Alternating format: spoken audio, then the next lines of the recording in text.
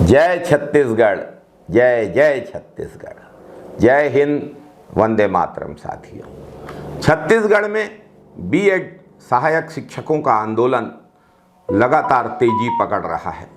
BEd सहायक शिक्षक अपने भविष्य को लेकर गहरी चिंता और असुरक्षा का सामना कर रहे हैं।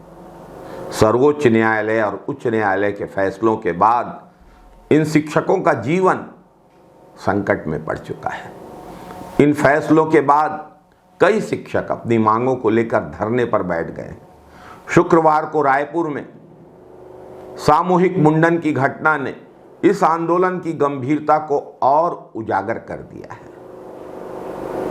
सहायक शिक्षकों के आंदोलन में यह कदम केवल बालों का त्याग नहीं था, बल्कि यह उनके अंतर की पीड़ा और संघर्ष की गहरी अभिव्यक्ति थी। इन शिक्षकों का कहना है कि उन्होंने अपनी शिक्षा पूरी करने के बाद, पात्रता परीक्षा पास करने के बाद बच्चों को शिक्षा देने का काम शुरू कर दिया था, लेकिन अब उनकी मेहनत को, उनकी योग्यता को नज़रअंदाज किया जा रहा है। इन शिक्षकों ने अपनी शिक्षा को पूरी करने के लिए कठिन परिश्रम किया, लेकिन अब उनकी योग्यता को ही नकारा जा रहा है, जिससे उनका भविष्य अनिश्चित हो गया है।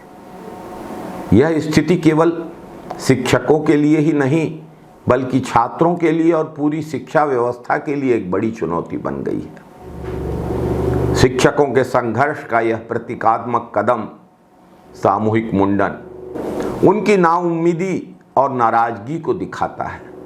महिलाओं और पुरुष शिक्षकों ने यह कदम उठाया है। इससे इसकी गंभीरता समझी जा सकती है। यह संदेश गया है कि शिक्षकों का यह संघर्ष किसी का व्यक्तिगत संघर्ष नहीं, बल्कि सामूहिक संघर्ष है।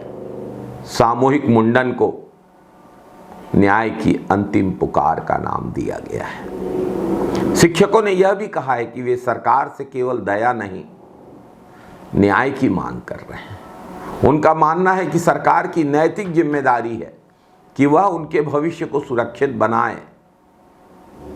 ये सरकार से ठोस और त्वरित निर्णय की उम्मीद कर रहे हैं, ताकि उनकी मेहनत का, उनके संघर्ष का, उनकी सेवाओं का उचित मूल्यांकन किया जा सके। क्या सरकार इन शिक्षकों के संघर्ष को समझेगी?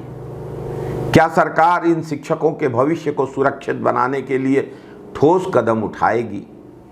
क्या छत्तीसगढ़ की भाजपा सरकार इन शिक्षकों के साथ न्याय के लिए तैयार है?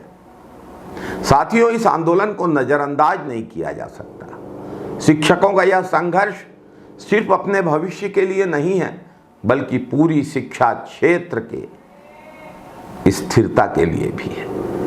भाजपा सरकार और भाजपा के पार्टी अध्यक्ष चयन को गंभीरता से लेने के बजाय बीएड सहायक शिक्षकों के संघर्ष की उपेक्षा कर रहे हैं। बीएड सहायक शिक्षकों के संघर्ष को न्याय देना प्रदेश के विकास के लिए भी अहम है, महत्वपूर्ण है।